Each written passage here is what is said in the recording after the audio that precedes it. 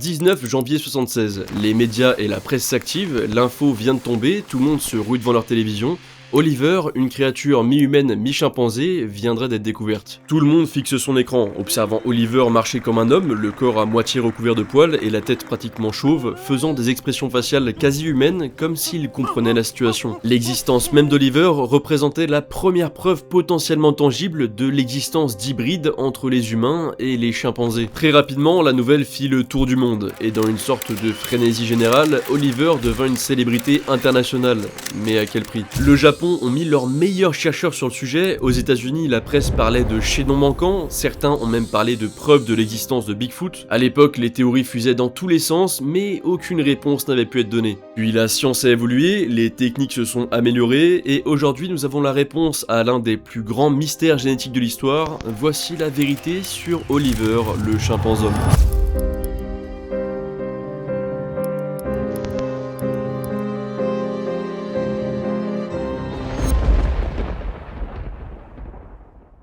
Mais avant de continuer, laissez-moi vous présenter le sponsor de la vidéo du jour, qui n'est autre que Surfshark. Pour ceux qui les connaissent pas, Surfshark c'est un VPN avec plein de services ultra pratiques et qu'on voit vraiment pas partout. Mais commençons par le VPN. Pour ceux qui ne savent pas ce qu'est un VPN, c'est tout simplement un outil qui vous permet de naviguer sur internet en toute sécurité, en cachant votre adresse IP, mais surtout en empêchant certains sites de voler vos infos personnelles, comme vos codes de carte bleue ou encore vos codes de sécurité sociale. Et oui, si vous saviez pas que c'était possible, ça doit faire bizarre. Déjà, ce qui change par rapport aux autres VPN qui existent, c'est que vous n'avez pas de nombre limité d'appareils, donc avec un seul compte Surfshark, vous pouvez couvrir tous les appareils, télé, téléphone, ordinateur de toute la famille, ce qui moi par exemple m'est super utile pour regarder des documentaires animaliers qui ne sont pas encore sortis en France directement sur ma télé. Et pour certaines personnes qui sont bloquées sur certains sites pour gens de plus de 18 ans, ça peut aussi vous être utile. Je dis ça comme ça. Si jamais il y a un quelconque souci avec leurs produits, vous avez une assistance 24 heures sur 24 et 7 jours sur 7, ce qui est mine de rien pas commun pour ce genre de service. Mais surtout, le truc le plus cool que j'ai vu avec eux, c'est qu'ils proposent non seulement un service pour bloquer les pubs, les pop-up, etc. directement depuis leur extension sur navigateur, mais aussi un service qui vous permet de renseigner directement votre mail et ils vont aller vérifier qu'il n'est pas utilisé sur des sites douteux pour par exemple vous spam de mails d'arnaque, etc. En renseignant votre mail à Surfshark, ils vont directement pouvoir vous dire si des infos personnelles sont revendues et sur quel site, ce qui est sacrément pratique. En plus de tout ça, vous avez 4 mois bonus lors de votre abonnement avec le code KUMOYT ou en cliquant sur le lien en description et une garantie satisfait ou remboursé de 30 jours. Encore merci à Surfshark pour la sponsor, n'hésitez pas à tester tous leurs services avec le lien en description qui vous offre 4 mois d'abonnement lors de votre première souscription. Et maintenant, retournons aux origines d'Oliver. Année 1957 au Congo. Personne ne sait vraiment quand est né Oliver, ni où exactement, si ce n'est qu'il viendrait d'une forêt de RDC. À cette époque, beaucoup de pays africains ont pour habitude de récupérer des bébés chimpanzés comme animaux de compagnie. Beaucoup disent s'en occuper comme un membre à part entière de la famille, mais dans la pratique, c'est que très rarement le cas. Ils sont considérés comme des jouets ou des amusements, mais sans plus. Malheureusement, aujourd'hui, c'est des pratiques qui sont encore beaucoup trop courantes, même si elles sont totalement illégales. Et pour vous donner un exemple, pour un bébé chimpanzés revendus, généralement c'est une moyenne de 10 chimpanzés adultes qui sont tués par ces gros de braconniers. Mais bref, tout ce qu'on sait sur la jeunesse d'Oliver, c'est qu'il a très probablement été victime de ces pratiques plus que courantes à l'époque. Assez rapidement, il va se démarquer des autres chimpanzés et va être ramené aux États-Unis en 1960 par des trafiquants d'animaux exotiques. Les années vont ensuite passer sans qu'il n'y ait beaucoup d'autres informations sur lui, jusqu'en 1970 où il va être récupéré par Frank Burger, un dresseur d'animaux exotiques du New Jersey, qui va le ramener directement chez lui. Frank et sa femme Janet étaient un couple qui s'occupait principalement de dresser des animaux exotiques pour les shows télé, les cinémas, etc. Donc ils avaient totalement l'habitude de s'occuper de chimpanzés en tout genre. Mais Oliver, lui, il était très clairement différent de tous les autres chimpanzés dont il s'était déjà occupé, et ça, ils l'ont remarqué très vite.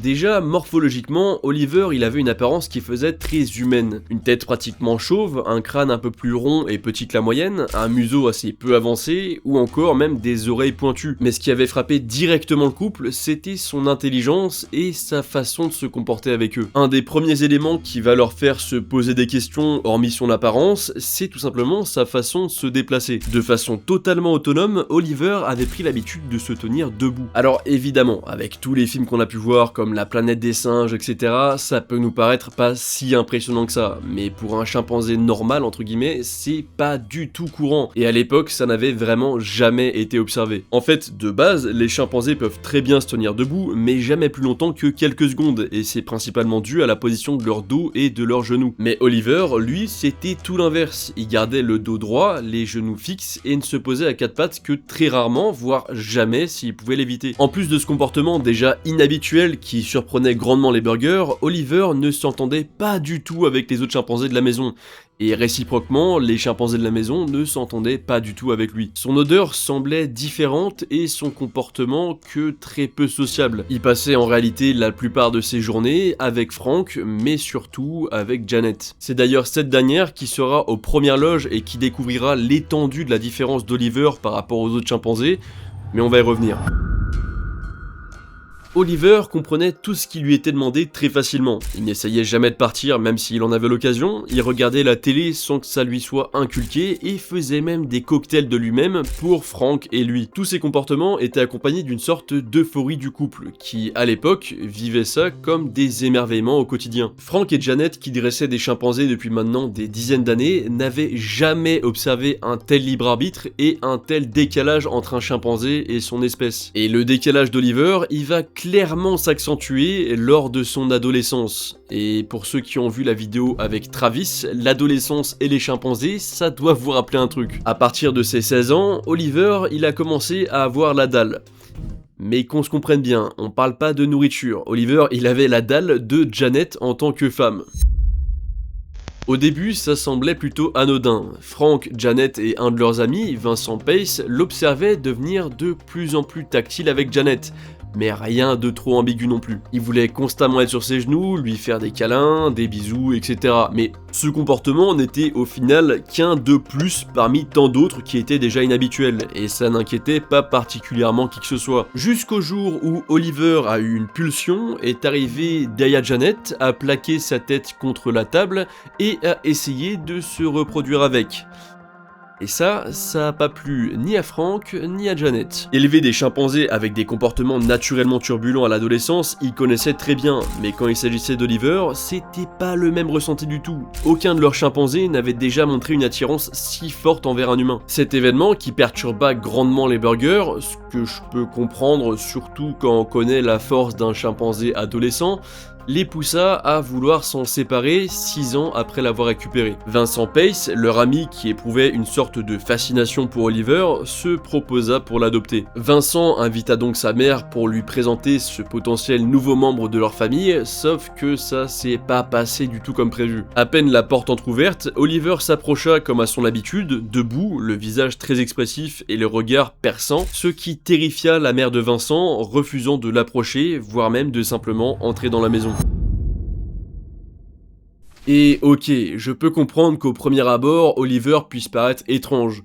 Mais en soi, pourquoi ? Pourquoi est-ce qu'Oliver terrifiait ou fascinait autant les personnes qu'il rencontrait pour la première fois ? Parce que pour le coup, la mère de Vincent était très loin d'être la seule à le craindre au premier regard. Pour réussir à comprendre ce qui perturbait autant les gens, il faut qu'on plonge encore plus en profondeur dans ses origines. Comme je vous l'ai expliqué précédemment, Oliver vient d'un village isolé du Congo. Ce village avait comme beaucoup d'autres, beaucoup de chimpanzés de compagnie vivant au quotidien avec eux. Bien qu'il soit considéré par la plupart comme très largement inférieur à l'homme, est-ce que ce serait possible que dans ce village, un acte des plus inimaginables se soit produit, ce qui aurait donné naissance à une créature mi-homme, mi-chimpanzé, Oliver? Après tout, avec des chimpanzés constamment aussi proches de l'humain, et pour peu qu'il y ait un homme dégénéré dans le lot, un acte aussi gerbant et horrible pourrait très bien arriver. Mais si ça avait été le cas, qu'est-ce que la science peut nous expliquer sur le sujet? Est-ce que c'est même naturellement possible de faire deux espèces différentes s'accoupler et d'obtenir un enfant vivant hybride? Et bah oui, et l'un des exemples les plus connus, c'est le ligre, le croisement entre un lion et une tigresse. Ce croisement qui donne tout simplement naissance au plus gros félin du monde est tout à fait possible, mais par contre, il est pas du tout naturel. Les tigres et les lions ne vivent tout simplement pas dans les mêmes lieux, et c'est en captivité que ces espèces ont pu s'accoupler, nous donnant la réponse nécessaire à notre question. Oui, certaines espèces différentes peuvent donner naissance à un croisement des deux, même s'ils ne sont pas censés se rencontrer dans la nature. Du coup, coup, on sait que ça fonctionne et que c'est confirmé avec les gros chats. Mais qu'en est-il des primates et des humains? Pour répondre à cette deuxième question, les scientifiques de l'époque se sont penchés sur l'ADN des chimpanzés et l'ont comparé à celui des humains. Et là, ça match. Enfin, c'est plus compliqué que ça, mais en tout cas, ça se ressemble. Pour faire simple, visuellement, nos ADN peuvent facilement être comparés, mais en pratique, ça matche pas super bien non plus. En gros, lorsque des brins d'ADN cherchent à se lier entre eux, ils vont former cette forme en échelle, qui est résistante et ne va pas se séparer facilement. Alors que si on fait la même chose, mais en liant de l'ADN d'un humain et d'un chimpanzé, ça forme une échelle, mais bien plus irrégulière et bien plus fragile. Alors ça ne veut absolument pas dire qu'une hybridation serait impossible. Le fait que les ADN ne matchent pas totalement, c'est juste normal, on est deux espèces différentes. Mais par contre, le fait que ça matche même un petit peu prouve au contraire que nos ADN pourraient être hypothétiquement compatibles et que un chimpanzé serait potentiellement possible. Mais du coup, la question finale qui vient se poser maintenant, c'est même si des hybrides seraient potentiellement viables, est-ce qu'ils pourraient se reproduire? Parce que dans la nature, dans le cas des ligres par exemple, ils sont quasiment toujours stériles et ne peuvent pas procréer. C'est un peu le dernier rempart de la nature pour empêcher que ça parte dans tous les sens avec les hybrides. Sauf que du coup, si un chimpanzé n'est pas stérile, ça reviendrait à dire qu'aux yeux de la nature, nous serions compatibles et ça nous forcerait aussi à revoir toute notre hiérarchie quand il s'agit de la définition de ce qu'est un être humain. Et le seul qui aurait pu répondre à cette question, c'est notre très cher Oliver, qui lui n'en avait absolument rien à foutre des femelles chimpanzés et voulait juste se faire de la femme humaine. Donc évidemment, il a jamais pu procréer, et du coup, on n'a pas la réponse de la fertilité. En tout cas, pas du tout grâce à lui. Mais vous allez le voir, Oliver nous a permis de découvrir énormément d'autres choses, et pas du tout que sur les chimpanzés ou les hybrides, mais principalement sur nous-mêmes, les humains.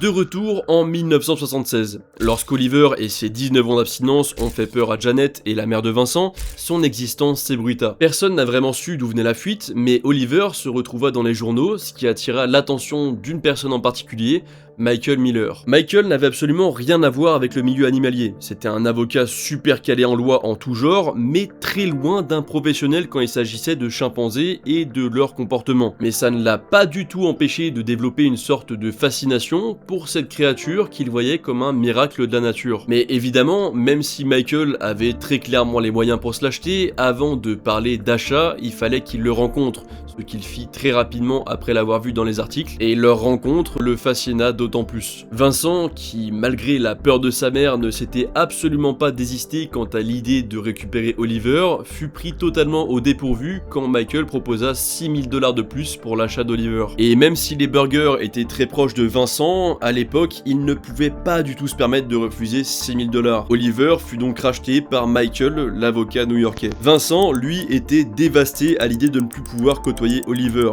d'autant plus qu'à l'époque, il ne le savait pas encore, mais leur séparation allait durer plus de 20 ans et leur retrouvaille lointaine allait être cruciale pour Oliver, mais vous allez voir. Oliver a donc été racheté par Michael pour la somme de 8000 $, sans qu'il ait pour autant la moindre idée de comment s'en occuper. Après de longues heures de discussion, Michael se rendit compte dans quoi il se lançait, et la première étape de cette aventure, c'était de pouvoir tout simplement ramener Oliver, parce qu'il ne pouvait pas juste le prendre avec lui et le poser dans son appartement à Manhattan. Il a donc demandé à Frank s'il pouvait garder Oliver encore quelques temps, le temps qu'il trouve justement une solution pour le ramener, ce que Frank accepta. Michael, à peine rentré chez lui, la nouvelle s'était déjà ébruitée sans que personne sache vraiment comment, soi-disant. Et les gros titres étaient tout simplement « Un avocat new-yorkais vient d'acheter Bigfoot ». Sacré titre. Le lendemain de son arrivée, quelqu'un toqua à l'appartement de chez Michael. Ce quelqu'un était un journaliste qui allait lui demander 3 choses. 1. L'histoire en entier d'Oliver. 2. Des photos. Et 3. L'exclusivité sur les 2 premières choses. Et évidemment, comme un bon vautour de l'époque, c'était pas une simple demande avec un petit sourire, mais plutôt une extorsion d'infos. Parce que si Michael refusait, le journaliste lui confia qu'il allait sortir des articles contenant le nom de Michael, endroit où il travaille, adresse, etc. avec des infos disant qu'il détient une créature jamais observée auparavant. Michael, même s'il connaissait les pratiques de ces vautours de l'information, ne crut pas ses paroles et ne voulait pas prendre le temps pour cette histoire. Il décida donc de refuser cette proposition, ce qui était clairement une grosse erreur. Le lendemain, en allant comme à son habitude dans sa firme d'avocat, il ne put tout simplement pas rentrer. Le journaliste avait effectivement fait paraître un article et maintenant une horde d'autres journalistes s'était amassée devant le bâtiment pour avoir leur scoop. Tout le monde lui hurlait des questions du type « Est-ce que c'est vrai que vous avez acheté Bigfoot ? Quand est-ce qu'on pourra le voir ?» Le tout dans une frénésie totalement incontrôlable. C'est à ce moment précis que Michael se rendit compte de la puissance médiatique d'Oliver, mais aussi de l'importance de son existence. Et très vite, les grands titres des journaux parlaient maintenant d'une créature légendaire ou encore d'une création scientifique digne de Frankenstein. Et je peux comprendre, ça peut nous paraître fou, mais c'est un sujet qui avait déjà fait énormément parler juste avant à l'époque. En 1967, la Chine a déclaré avoir fait une expérience et avoir fertilisé une femelle chimpanzé avec du sperme humain. C'est juste horrible, mais c'est quelque chose qui est vraiment arrivé. La femelle était enceinte de 3 mois lorsque des révolutionnaires ont détruit le laboratoire avant de la libérer et elle est ensuite morte pour cause de négligence, ce qui n'a jamais permis à l'expérience d'arriver à terme. Et encore heureux, parce que cette expérience, c'était pas du tout la seule du même acabit. Dans les années 1920 aux États-Unis, il y a une expérience quasi similaire qui a eu lieu avec une femelle chimpanzé qui a eu droit à une insémination artificielle grâce à un super donateur qui est évidemment resté anonyme. Et lors de cette expérience, la grossesse est arrivée à son terme. Un enfant serait né de cette expérience et seulement quelques jours après, il aurait été euthanasié. Les scientifiques ont ensuite pris la décision de dissimuler cette expérience et ses résultats, ce qui nous permet pas de connaître la suite de cette folie,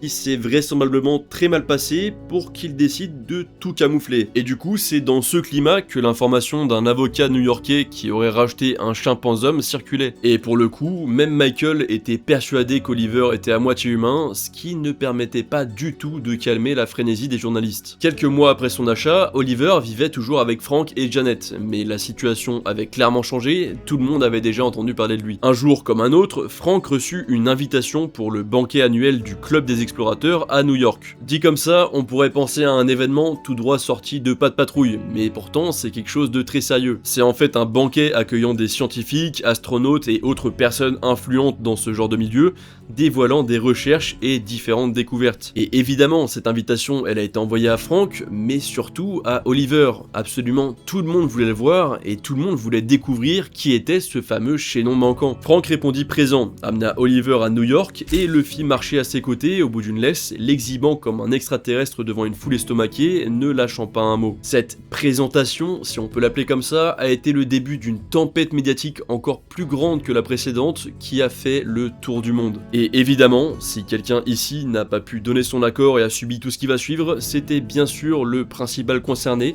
Oliver, qui n'était qu'au début de son calvaire.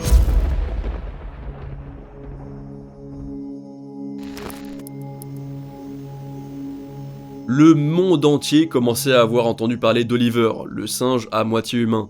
Et l'un d'entre eux a été d'autant plus passionné pour ce récit, le Japon. Après son apparition au Club des explorateurs, c'est au tour du propriétaire officiel d'Oliver de recevoir une invitation pour faire apparaître le fameux Bigfoot dans un show télévisé qui lui serait dédié dans le pays du soleil levant. Michael accepta, mais là où on peut avoir cet avocat curieux en sympathie entre guillemets, c'est que malgré sa fascination pour Oliver et toutes ses questions, il ne souhaitait pas l'utiliser comme un simple jouet ou machine à cash, contrairement aux trafiquants d'animaux exotiques et autres enfoirés de ce milieu. Et encore heureux. Du coup, il accepta l'offre du Japon, mais avec une condition non négociable, cette fameuse émission devait être une émission scientifique, avec pour but de faire des recherches et de faire avancer la science pour découvrir les véritables origines d'Oliver. L'équipe japonaise s'empressa d'accepter, par contre, déjà à l'époque, Michael savait très bien que les Japonais avaient un sens du divertissement qui était omniprésent, et que l'émission, bien que dite scientifique, n'allait pas non plus être un diaporama d'Harvard. Et ça, il en a eu la confirmation dès l'atterrissage du jet privé qui était destiné à l'emmener lui et Oliver au Japon. Lors de son arrivée, Oliver fut installé dans les sièges du jet et mis en scène par l'équipage du vol. On lui faisait faire des pauses, tenir de la nourriture et évidemment tout ça sous l'œil d'appareils photo et de caméras qui n'en rataient pas une miette. Et vous vous dites peut-être que, bon, en soi, c'était assez innocent comme démarche, ça montrait l'intelligence d'Oliver et l'occuper pendant toute la durée de ce super long vol jusqu'au Japon.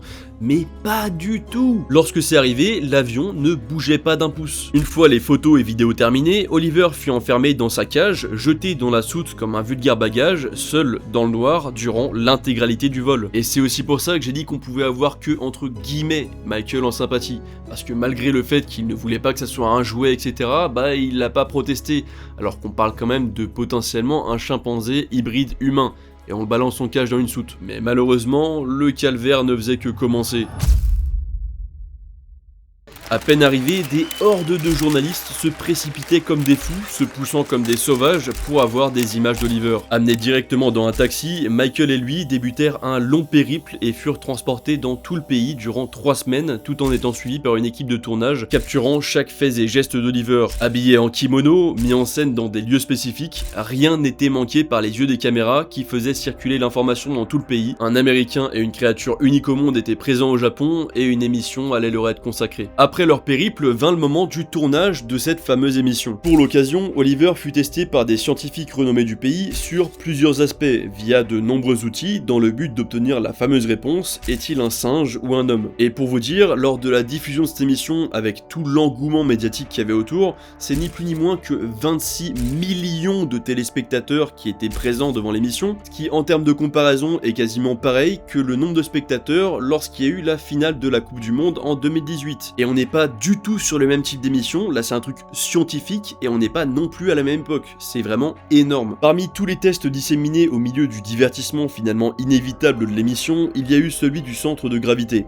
Et la conclusion du scientifique à l'époque est formelle, le centre de gravité d'Oliver est bien plus proche de celui d'un humain que de celui d'un chimpanzé. Mais évidemment, ça ne suffit pas du tout à obtenir la réponse que tout le monde attend. Pour savoir s'il était réellement un chimpanzé hybride, Oliver fut endormi, du sang lui fit prélever et ses chromosomes comptés. Un humain possède 46 chromosomes et un chimpanzé normalement en possède 48. Du coup, avec les résultats de ce test, Michael était persuadé qu'il allait enfin avoir la réponse à cette question. Il pensait. Le test finit par annoncer qu'Oliver possède 47 chromosomes. Pile au milieu. Alors évidemment, le réflexe de tout le monde, et sûrement de vous aussi, ça a été de vous dire, bah du coup, c'est officiel, c'est un hybride. Mais l'émission, qui se voulait être quand même un minimum sérieuse, affirma que ces résultats ne pouvaient pas être concluants. Parmi les 40 cellules d'Oliver analysées, 38 possédaient en réalité 48 chromosomes, ce qui confirmait qu'il était un chimpanzé, tandis que 2 en avaient 47. On était très loin d'une majorité absolue. Et effectivement, suite à cette émission, beaucoup de scientifiques ont affirmé qu'il s'agissait tout simplement d'une erreur humaine, rien de plus. Des années plus tard, des infos seraient sorties disant que les producteurs de l'émission auraient volontairement demandé aux scientifiques d'être peu assidus lors de ces tests, ce qui au final illégitimise absolument tous les résultats qu'il y a eu. Mais ça, c'était qu'une seule des polémiques de cette période.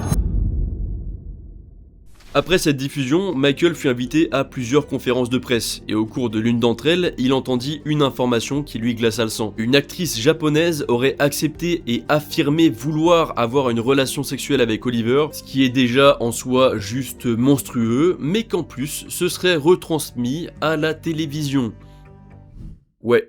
Le Japon. Bon, au final, cette annonce semblait être juste un coup de pub préparé par l'actrice. Mais bon, vous vous dites sûrement la même chose que moi, pourquoi faire un coup de pub là-dessus, en sachant que ton nom, après, ça va juste être l'actrice qui voulait coucher avec un singe? Et bah, figurez-vous que ça a totalement bien fonctionné pour elle. Suite à ça, sa carrière a juste décollé. Comme quoi, quand on dit qu'il n'y a pas de mauvaise pub, je commence vraiment à y croire. Et le pire, c'est que c'était même pas juste une rumeur balancée dans le vent par quelqu'un aléatoirement, parce que plusieurs journaux avaient publié un article annonçant que ça allait vraiment être fait. Au final, Michael a porté plainte et a obtenu juste des excuses publiques, mais c'en était clairement trop pour lui. Toute cette exposition médiatique l'avait rendu paranoïaque et il se sentait clairement obligé d'être aux aguets constamment pour la sécurité d'Oliver, ce qui ne lui plaisait pas du tout, et il décida de rentrer aux États-Unis. Suite à sa mésaventure au Japon, Michael commença à recevoir de plus en plus de lettres et d'avis de mécontentement disant qu'il faisait de l'exploitation animale, ce que je peux totalement comprendre. Pourquoi est-ce qu'un avocat new-yorkais se promenait au Japon avec un chimpanzé si spécial alors qu'il a aucune connaissance animalière et faisait plein de shows télévisés avec lui? Forcément, pour les personnes avec un minimum d'affect pour les animaux, ça pouvait juste pas passer. Michael l'admettra lui-même plus tard, l'achat d'Oliver était intéressé et il comptait bien s'en servir pour se faire de la pub, mais aussi pour participer à une découverte potentiellement majeure pour l'humanité. Par contre, il niera toujours une ambition purement financière. Bon. On y croit ou on n'y croit pas, mais en tout cas, malgré le fait qu'il n'était pas du tout la personne avec qui Oliver aurait dû passer sa vie, il ne l'a pas laissé couler dans les déviances du Japon, ce qui est déjà ça. Finalement, avec toutes les pressions autour de ces histoires, Michael finit par se séparer d'Oliver, qui, lui, depuis maintenant de très longs mois, était forcé de vivre une vie médiatique omniprésente, d'être transporté comme une vulgaire valise dans des voitures ou encore des avions, alors que peu importe son origine, chimpanzé ou homme, il aurait dû pouvoir vivre où il le souhaite, ou du moins dans un endroit où il pourrait s'épanouir un minimum comme une réserve surveillée, pas dans une soute d'avion. La simple existence d'Oliver soulevait beaucoup de questions et faisait encore couler beaucoup d'encre, notamment parce que le test n'avait pas été concluant. Il fallait définir des limites aux pratiques de la science, encadrer ce qui était légalement faisable, si expérience il y avait, le faire aux yeux de tout le monde, et encore moins essayer de dissimuler des tests inhumains. Toutes ces requêtes se sont de plus en plus normalisées à cette époque, et notamment en grande partie à cause de ce que subissait Oliver et de tout ce qu'on entendait à son sujet. Et d'autres questions ont aussi été posées à des juges, comme par exemple dans le cas où un chimpanzé tue un humain. À partir de quel moment on considère que ce chimpanzé est un homme et qu'il doit être jugé comme tel? Après tout, si on partage 98% de notre ADN, à partir de quel seuil peut-il être considéré comme un humain? En réponse à ça, la plupart des juges de l'époque ont estimé qu'il faudrait atteindre et dépasser le seuil des 99% de ressemblance ADN pour que les chimpanzés soient considérés plus comme des humains que comme des singes. En ce qui concernait Oliver, le mystère restait entier, mais par contre, tout le monde s'accordait pour dire une chose, il y avait bien quelque chose chez lui qui était assez bizarre. Que ce soit sa façon de se comporter, ses expressions, sa façon de se tenir, son intelligence, quelque chose le démarquait des autres singes, mais personne ne savait vraiment quoi. Il avait une présence, arrivait à montrer ses émotions, certains disaient même qu'il possédait une âme, comme si la seule chose qui pouvait lui manquer était finalement la parole. Et du coup, s'il était réellement hybride, est-ce qu'il mériterait des droits humains au même titre que nous? Est-ce qu'il devrait vivre en cage? Et bah malheureusement, toutes ces questions allaient devoir encore rester en suspens pendant pas mal d'années. Michael, lorsqu'il se sépara d'Oliver, décida de le transmettre à une sorte de réserve zoologique en Californie qui souhaitait en faire sa tête d'affiche pour attirer des clients. Enfermé jour et nuit, Oliver perdit peu à peu son intérêt aux yeux des gens. Lui qui adorait le contact direct avec les humains n'était plus que l'ombre de lui-même parmi des singes avec qui il n'avait aucune affinité. Et finalement, après quelques années, ce même parc s'en sépara et Oliver disparut de la circulation et des médias.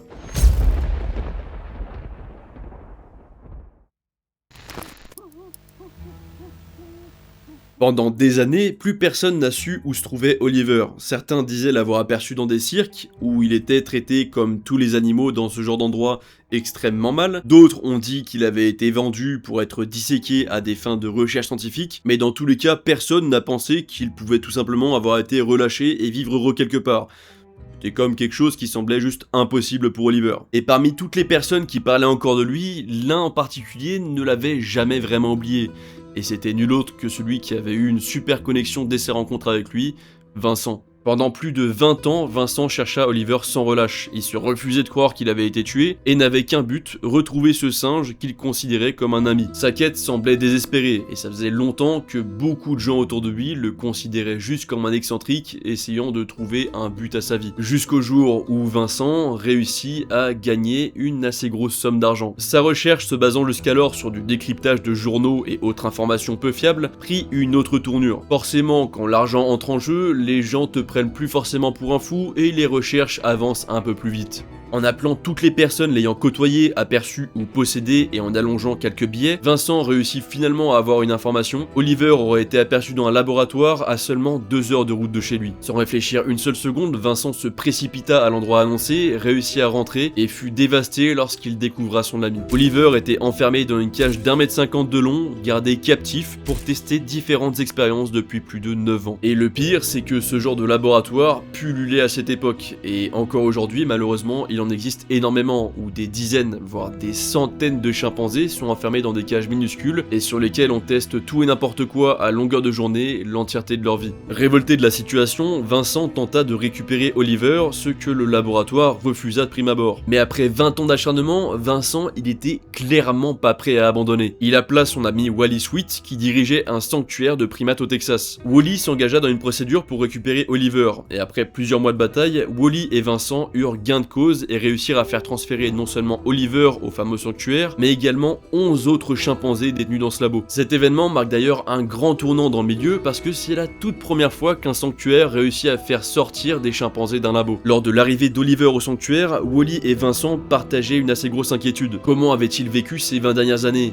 Est-ce qu'il était resté lui-même? Savait-il même encore seulement marcher? Mais heureusement, leur crainte allait très vite disparaître, en tout cas pour ce dernier point. À peine arrivé, Oliver se dressa sur ses deux pattes arrière avant de marcher comme si de rien n'était. Aux côtés d'autres chimpanzés, Oliver n'était toujours pas dans un environnement idéal, mais c'était clairement mieux que des cages ridiculement petites. Au fil du temps, avec l'âge, Oliver perdit la vue et développa de l'arthrite, ce qui l'empêcha de se maintenir debout, mais une question restait toujours en suspens depuis tant d'années. Est-ce qu'Oliver était vraiment un hybride? Est-ce que cette vie médiatique aura servi à montrer quelque chose d'autre si ce n'est la folie de l'humain quand il est face à une nouveauté?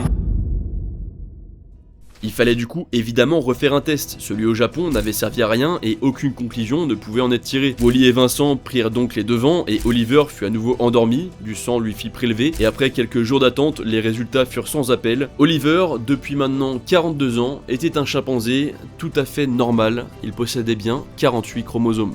Mais alors, pourquoi? Pourquoi tout le monde pensait qu'il était hybride? Pourquoi tout le monde disait qu'il avait une présence particulière, qu'il transmettait ses émotions? Et bah la réponse, elle est toute simple. Oliver faisait partie d'un clan de chimpanzés minoritaire au Congo et encore assez peu connu à l'époque. Ce clan représente 2% du total des chimpanzés présents en Afrique et ont justement cet aspect un peu spécifique, avec une tête plus petite et moins de poils. Mais concernant son comportement, et ben là, c'est encore plus simple, parce qu'en réalité, presque tous les chimpanzés et même beaucoup de singes se comportent de la même façon. Le fait d'apprendre, de transmettre des valeurs, des traditions, d'exprimer ses émotions, d'avoir une envie d'apprendre particulière, tous ces comportements peuvent être retrouvés chez d'autres primates. Par contre, en effet, tout n'était pas totalement clair. Oliver restait unique. Le fait qu'il ne s'entende absolument pas du tout avec ses congénères et qu'il préférait très largement l'humain était assez spécial, mais rien de surnaturel non plus. On peut imaginer que le fait qu'il ait vécu avec des humains toute son enfance l'ait conditionné pour qu'il préfère les humains à son espèce naturelle. Quelques questions sont finalement restées en suspens et n'ont jamais vraiment trouvé de réponse. Oliver a terminé sa vie dans ce fameux sanctuaire au Texas, et malheureusement, jusqu'au bout, il aura été au cœur de drama, puisque ce fameux sanctuaire sera accusé d'abus sur ses animaux quelques années plus tard, avec l'obligation pour Wally, premier accusé, de démissionner. Oliver s'éteindra finalement à l'âge de 55 ans le 2 juin 2012, après avoir vécu une vie qui aura tant étonné que passionné le monde entier, marquant la fin